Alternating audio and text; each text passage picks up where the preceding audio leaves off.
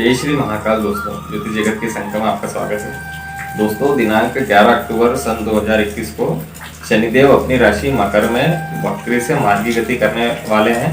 तो इस अंक में हम देखेंगे कि जब शनिदेव वक्री से मार्गी गति करेंगे तो उसका सामाजिक आर्थिक पहलू क्या होगा, किस प्रकार से हमारे जीवन को प्रभावित करेंगे, इसके अलावा किन राशि वालों के लिए काफी हितकर रहेगा। तो दोस्तों, आइए शुरू करते हैं ज्योतिष जगत का देव मैनेजर। दोस्तों, कोई सा भी ग्रह यदि वक्री होता है तो उसके कारक तत्वों के फलों को देने के लिए वो 3 गुनी मेहनत ज्यादा करवा देता है। खास तौर से शनिदेव, जिसको कि क्रूर ग्रह माना जाता है, तो उनके जितने भी कारक तत्व हैं, जैसे कि नौकरी है, व्यापार है, इसके अलावा नए उद्योग हैं, बिजनेस से जुड़ी हुई अन्य जो बातें होती हैं, तो उसके अंदर शनिदेव 3 गुना ज्यादा मेहनत करवा देते हैं जब भी वो वक्री होते हैं। तो जिन लोगों के कुंडली में पहले से ही शनि वक्री है, उनको काफी ज्यादा परेशानियों का सामना भी करना पड़ा होगा पिछले 3-4 महीने के अंदर, लेकिन अब वो परेशानियां खत्म होने वाली है और उनको अपनी मेहनत का, अपने संघर्ष का परिणाम, सकारात्मक परिणाम इस अवधि में देखने को मिलेगा। तो शनिदेव के वक्री से मार्गी होते ही सबसे पहला प्रभाव यही होगा कि नौकरी, व्यापार, बिजनेस और जितने भी प्रकार के लघु कुटीर उद्योग हैं या फिर कोई नया उद्योग अगर डालने वाला है तो उसके अंदर अब तरक्की देखने को मिलेगी।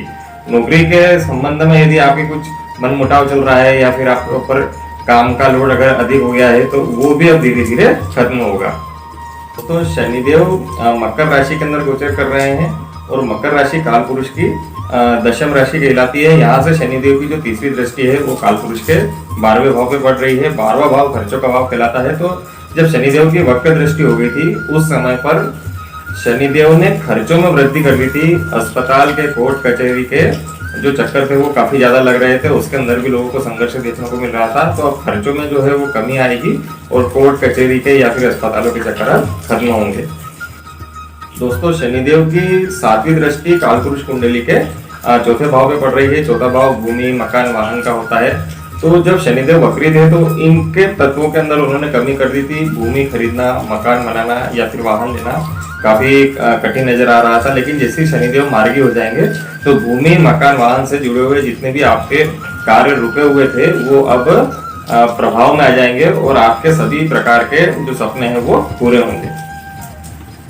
दोस्तों, शनिदेव की जो 10वीं दृष्टि है वो काल पुरुष के 7वें भाव पे पड़ रही थी। 7वां भाव वैवाहिक जीवन का भाव कहलाता है।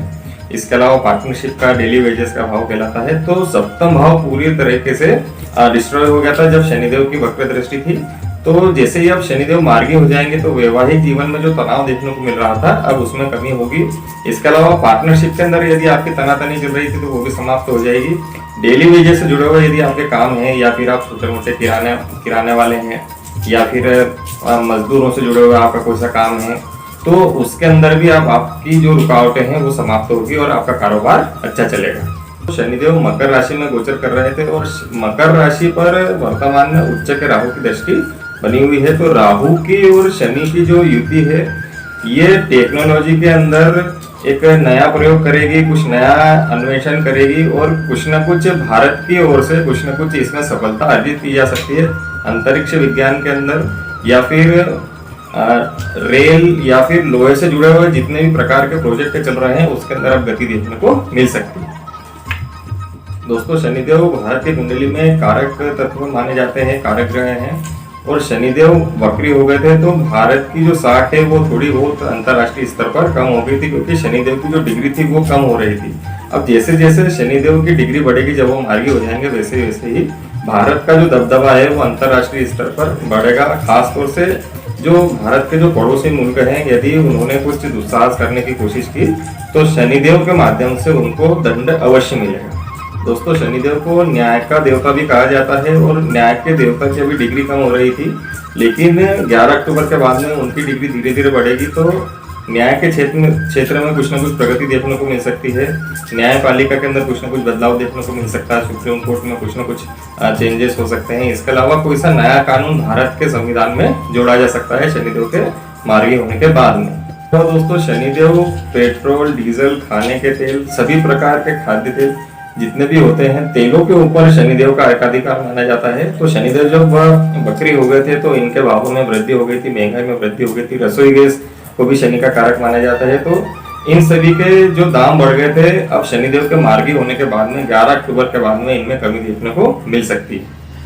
दोस्तों, जिन राशि वालों के ऊपर ढैया चल रही है और साढ़े साथी चल रही है, ढैया चल रही है वर्तमान में मिथुन राशि पर और तुला राशि पर, साढ़े साथी चल रही है धनु राशि पर, मकर राशि पर और कुंभ राशि पर, तो इनके लिए शनि काफी नकारात्मक हो गए थे जब वो वक्री थे, लेकिन अब वो मार्गी हो जाएंगे तो इनको काफी सकारात्मक परिणाम प्रदान करेंगे। दोस्तों, इसके अलावा शनिदेव की दृष्टि जिन राशियों पर पड़ रही थी, मेष राशि, कर्क राशि और मीन राशि, इनके लिए भी शनिदेव का मार्गी होना काफी सकारात्मक रहेगा। इनके जो कार्य अटक रहे थे, इनको जो मानसिक चिंता देखने को मिल रही थी, अब वो धीरे धीरे समाप्त हो जाएगी और शनिदेव इनको आशीर्वाद प्रदान करेंगे। तो कुल मिलाकर शनिदेव का मार्गी होना सभी के लिए काफी हितकर रहेगा। जिनकी साढ़े साथी और ढैया चल रही है उनको काफी अच्छे सुखद परिणाम देखने को मिलेंगे।